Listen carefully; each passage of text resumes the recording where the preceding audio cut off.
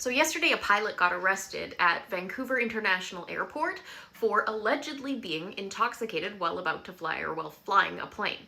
And a lot of people have been asking me about this incident because if you drink and drive, we know that's illegal, but what about boats, trains, and planes?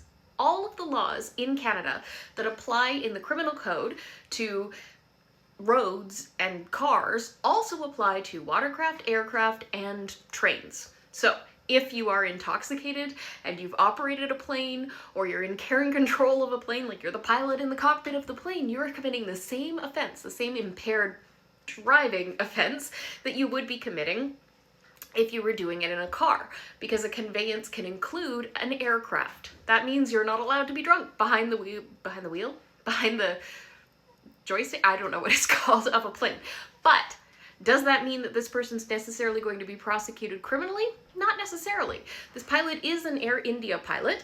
If they are not a Canadian citizen and they're prosecuted criminally and they're convicted, they would be inadmissible to Canada. That would be the end of their international pilot career, most likely. I mean, probably the end of their career anyway.